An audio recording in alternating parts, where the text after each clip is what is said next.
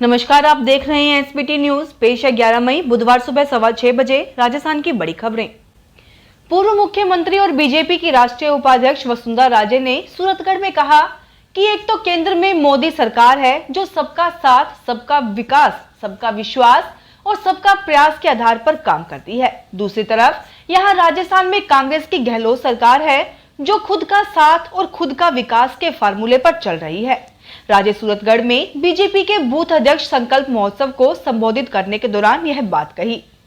राजे ने सूरतगढ़ में बीजेपी के बूथ अध्यक्ष संकल्प महोत्सव को संबोधित करने के दौरान यह बात कही। राजे ने कहा कि यह सब राष्ट्रीय अध्यक्ष जेपी नड्डा के कुशल नेतृत्व, प्रधानमंत्री नरेंद्र मोदी के विकास के विजन और गृह मंत्री अमित शाह की दूरगामी सोच का परिणाम है। कांग्रेस का उदयपुर में नव संकल्प चिंतन शिविर का आयोजन होने जा रहा है। इस आयोजन में कांग्रेस आला कमान समेत 400 से ज्यादा नेता हिस्सा ले रहे हैं।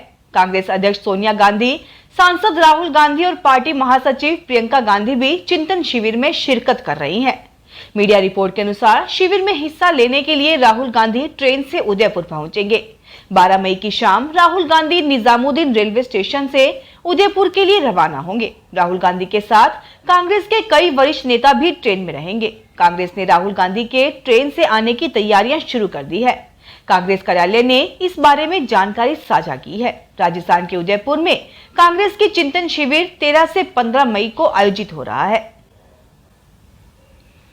राजस्थान गृह सेवा के अधिकारियों को नियुक्ति दे दी गई है। आरपीएससी से चयन के बाद इन 7 अधिकारियों को नियुक्ति दी गई है। सभी अधिकारियों का प्रोबेशन पीरियड 2 साल का होगा। गृह विभाग की ओर से नियुक्ति आदेश जारी किए गए हैं। इनके पद स्थापन के आदेश अलग से जारी किए जाएंगे। राजस्थान लोक सेवा आयोग की ओर से पिछले दिनों राजस्थान गृह रक्षा सेवा होमगार्ड सर्विस के डिप्टी कमांडेंट पद पर भर्ती परीक्षा आयोजित की गई थी। आरबीआई के फैसले के बाद जीएसटी काउंसिल की बैठक पर सबकी निगाहें हैं।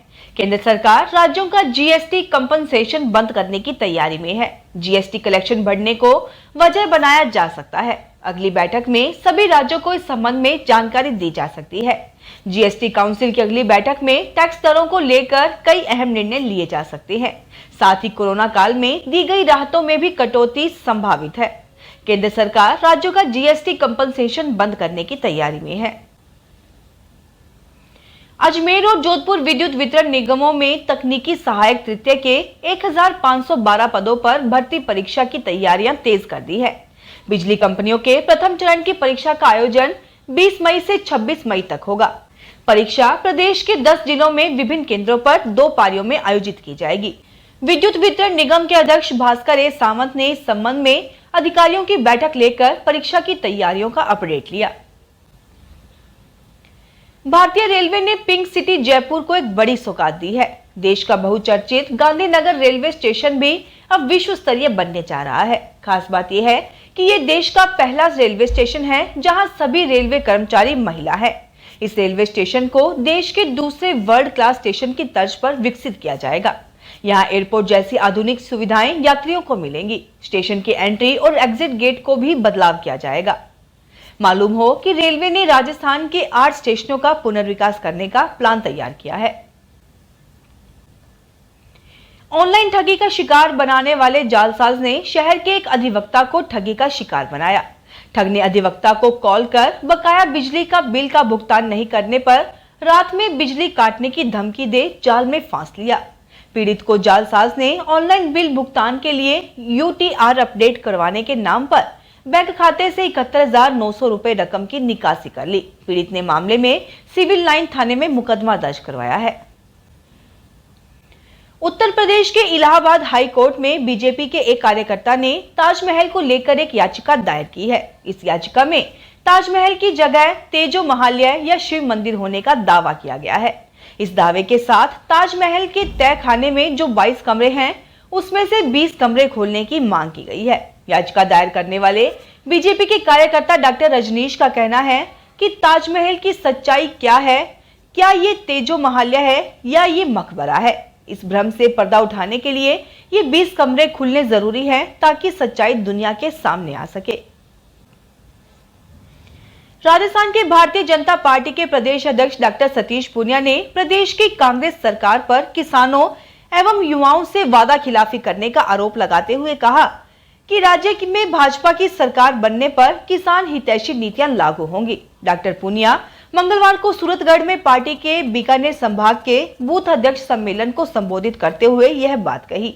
उन्होंने कहा कि राज्य में कांग्रेस सरकार ने 3 वर्ष से अधिक के शासन में किसानों एवं युवाओं से वादा खिलाफी की है।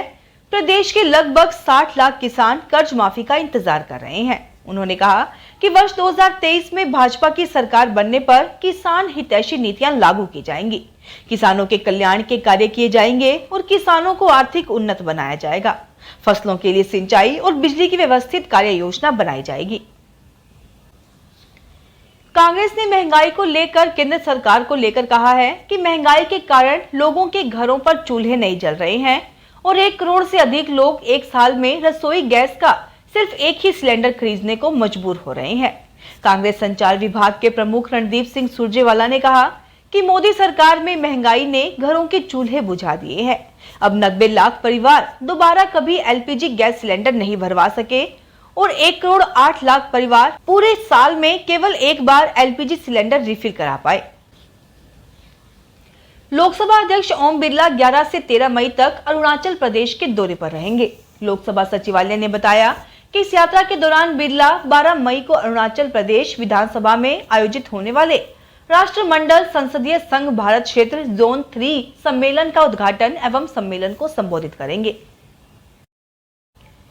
राष्ट्रपति रामनाथ कोविंद ने मातृभूमि की रक्षा करने वाले 13 जाबाज शूरवीरों को शौर्य चक्र से सम्मानित किया। इनमें से 6 रणबांकुरों को यह सम्मान मरणोपरांत दिए गए। कोविंद ने मंगलवार को यहां राष्ट्रपति भवन में आयोजित रक्षा अलंकरण समारोह के पहले चरण में 13 शौर्य चक्र, 14 परम विशिष्ट सेवा पदक, 4 उत्तम युद्ध सेवा पदक और 24 अति विशिष्ट सेवा पदक भी प्रदान किए। इस मौके पर उपराष्ट्रपति एम वेंकैया नायडू, प्रधानमंत्री नरेंद्र मोदी और रक्षा मंत्री राजनाथ सिंह सहित कई केंद्रीय मंत्री तथा वरिष्ठ सैन्य तथा असैन्य अधिकारी भी मौजूद थे। उच्चतम न्यायालय ने भारतीय मापदंड संहिता की धारा 124A पर सरकार द्वारा पुनर्विचार किए जाने तक देश भर में दर्ज राजद्रोह के मामलों को स्थगित रखे जाने के संबंध में मंगलवार को केंद्र से अपना पक्ष रखे जाने के लिए कहा। मुख्य न्यायाधीश MV रमन की अध्यक्षता वाली न्यायमूर्ति सूर्यकांत तथा न्यायमूर्ति हिमा कोहली की पीठ ने केंद्र से कहा कि वह बुधवार तक अपना जवाब पेश करे कि क्या देश भर में दर्ज राजद्रोह के मामलों को तब तक स्थगित रखा जा सकता है जब तक कि आईपीसी की धारा 124A पर पुनर्विचार नहीं कर लिया जाता। इस मामले की अगली सुनवाई आज होगी। राजस्थान में अब दिन के साथ साथ रातें भी झुलसाने लगी हैं। बांसवाड़ा, उदयपुर, फलोदी समेत कई शहरों में रात का तापमान 30 डिग्री सेल्सियस से ऊपर रहने लगा है। इन शहरों में दिन के साथ ही रात में भी हीट वेव चलने लगी है। जोधपुर के फलोदी कस्बे में सोमवार रात न्यूनतम तापमान 34 डिग्री सेल्सियस रिकॉर्ड हुआ। इस सीजन में यहाँ की रात सबसे गर्म रही थी। 14 मई तक राज्य में जबरदस्त गर्मी पड़ेगी। 14 जिलों में सीवियर हीट वेव चलने की चेतावनी जारी की गई है। राजस्थान पंचायती राज अधिनियम 1994 की धारा 121, संपठित पंचायत राज नियम 1996 के नियम 351 के अंतर्गत जिला आयोजना समिति जयपुर के ग्रामीण क्षेत्र के 10 सदस्यों एवं नगरीय क्षेत्र के 10 सदस्यों का निर्वाचन 11 मई को होगा। अतिरिक्त जिला कलेक्टर द्वितीय एवं पीठासीन अधिकारी राजेंद्र सिंह चरण ने बताया कि बैठक में जिला परिषद के समस्त निर्वाचित सदस्य, नगर निगम हेरिटेज एवं ग्रेटर के निर्वाचित सदस्य एवं जिले के समस्त नगर पालिकाओं के निर्वाचित सदस्य मतदाता के रूप में भाग लेंगे।